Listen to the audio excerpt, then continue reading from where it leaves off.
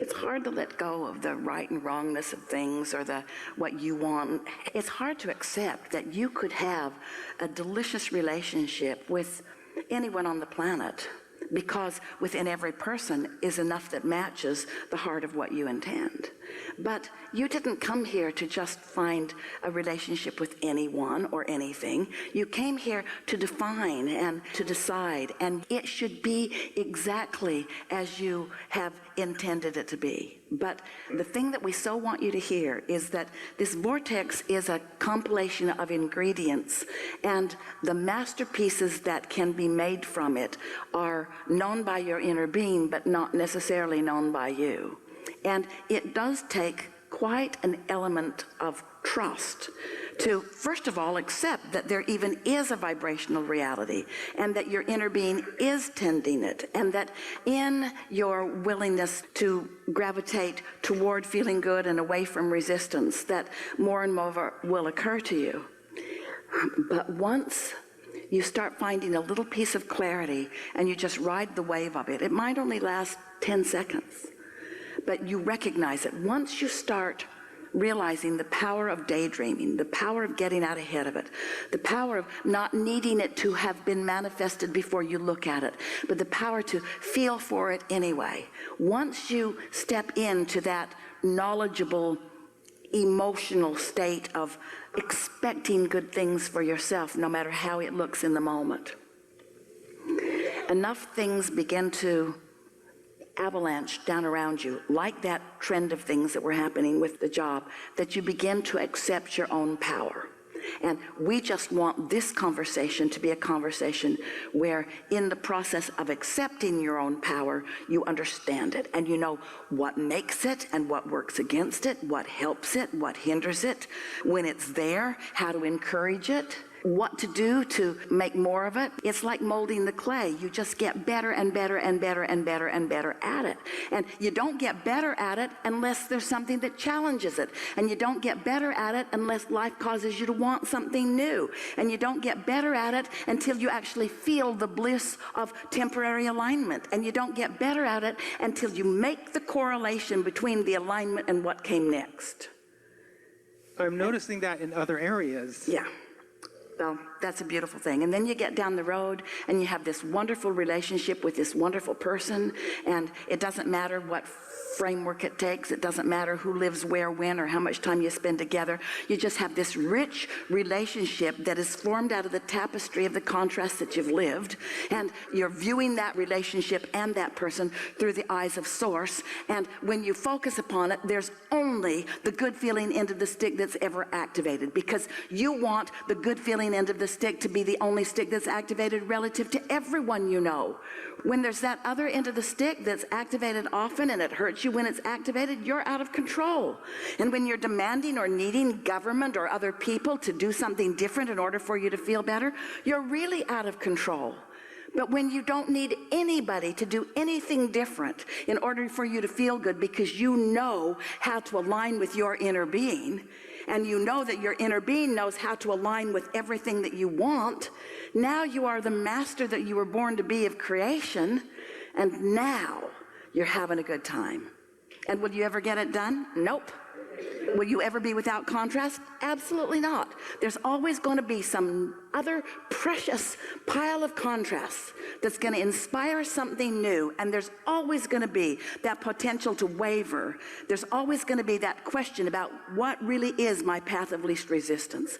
But once you've shown yourself that you're good at finding your path of least resistance, then, and only then, do you get out there and live life the way you meant. Otherwise, you get into this fraidy cat, little cowardly little corner where you're hiding from anything that might upset you a little bit, because you don't trust that you might have a knee-jerk reaction to it and set off a whole new thing that you don't want, as compared to not worrying about anything, knowing that everything is managed by your alignment and feeling the wholeness of who you are, and knowing that you are not just the creator of your own reality, you are creator magnificent. You are in league with energy that creates worlds. You got to know your power. You can't defy it or deny it. You got to embrace it and live it and know it. Otherwise, it's like Somebody really important to you called you on the telephone and said, I'm not going to call you again. That will never happen from Source Energy. You'll never get that call from Source. Source will be there every time you call, every time.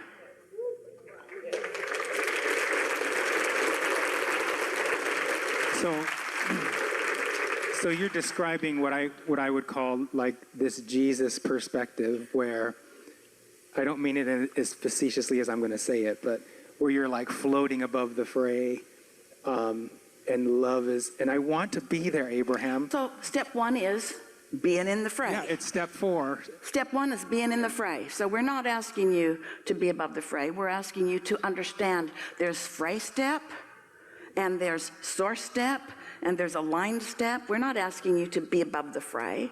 We're asking you to know the difference between when you're in the fray, which is a good time to take a nap, and when you're tuned in, tapped in, turned on, and receiving impulse. Even the story you tell about Jesus, his luggage got lost.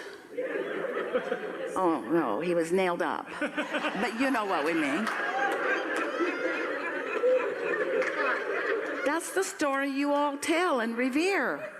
You don't talk so much about the things that he was telling you about the power of your being and the power of the kingdom of heaven and how you are all part of that, and to turn the other cheek and not push against things you do not want. In other words, that's not the story you tell. You tell the story of when he made the decision to give up his physicality and reemerge into non-physical and never went anywhere, never stopped talking to you, never stopped talking to you. It's so nice to see you in person. Yeah. We're usually just nebulous mist. Yeah, well, it's been 4 years ago. I lost my son. And then I went into alignment. Now, this was bait and switch. You smiled, and now you're crying. I know. No, I'm happy. Yeah, we can see that. Yeah, I'm happy. I'm really happy. So anyways, like, Your son's not story. lost. Your son's not lost. I know, he's here, and So why are you describing him as lost? he's not lost. He's here. Then So, why do you use those words? I don't know. I don't even know. I'm nervous, but Yeah, the main well. question I want to ask you, that was more of a thank you, because I went through that, and now I know where he's at. I'm good. That was more of a thank you. But we're just teasing you because people all over the place are sloppy with their words and thoughts, and you don't need to be. You see, if you pay attention to the way you're focused and what you're saying, then the momentum can just get better and better and better. But if you're not paying attention, then you go this way and this way and this way and this way and this way and this way and this way and this way, and then you don't get any momentum, and then you get tired. Exactly. So that's all we were demonstrating with that. Choose your words by the way they feel, and watch the power that comes from that. So now what?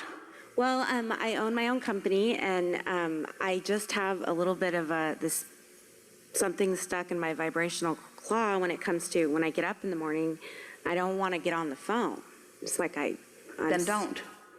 Because when you don't want to get on the phone and you do, you don't get good results anyway, and that's why you don't want to get on the phone. Hello, I'd like to talk to you, but I'm in a really terrible frame of mind, and what's going to come from this conversation isn't going to benefit you or me. Should we continue, or would you like me to call you back when I'm a better vibrational place? Call you back? Okay, bye. Yeah, that's pretty much what happens. So I'm just... So what makes you feel like you got to get on the phone when you don't feel like it? This might not happen to you so much anymore after a day of this conversation, because now you are understanding, you really are, you're understanding the power of alignment. You see, when the impulse to pick up the phone and call, and the impulse about the specific call that you make comes to you, there will be a obvious benefit from that aligned kind of impulse. And unless that aligned kind of impulse is there, then don't make the call. Esther first noticed this years ago. They were flying everywhere, and Jerry was teasing Esther, but really pressuring her because she was procrastinating booking their airline tickets. And he was saying things to her like, the longer you wait, the less choices we have. The longer you wait, the more we'll have to pay for them. And she'll say, I know it's on my list, but she just couldn't make herself do it. And so there'd been a few days of this where he was, did you make the tickets? Not yet, but I will. Did you make the tickets? Not yet, but I will. It was like she was paralyzed. She couldn't make herself do it. And then one night she just put herself into bed, and just as she was drifting off, she got this insatiable urge to get on the phone and make these tickets. And so she got up and she opened up her computer, and she was still doing it on the telephone rather than online, and she called and got an agent, and she gave them this list of cities that they wanted to travel to, and the agent said to her, I can't believe it. This ticket was not here 15 minutes ago. I can't believe it. This ticket was not here 15 minutes ago. It was like the airline had just dumped a whole bunch of new opportunities into the system, and Esther got every one of them. She was on the phone for a shorter period of time than it usually takes to book one city, and she booked several cities because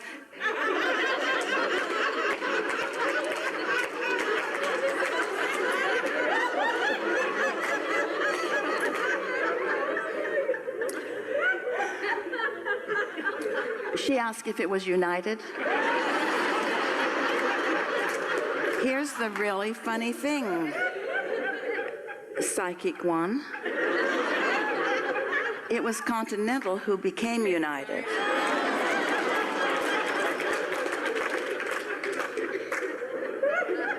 Get out. No. So there you have it. Yeah, I meditate every morning, and sometimes it comes, but I'm like, where's that fear come from? Because I was born not scared of a stage, but... Just play with this a little bit. This is what Esther's been doing. Am I daydreaming, which is in that clear space where thoughts are dropping into my consciousness? Daydreaming is the best description of that. Or am I nightmaring, which is me getting hold of something and trying to fix it with my mind or fix it with my actions? And there's a huge difference in the productivity of that. Yeah, exactly. So did you get there? Are you?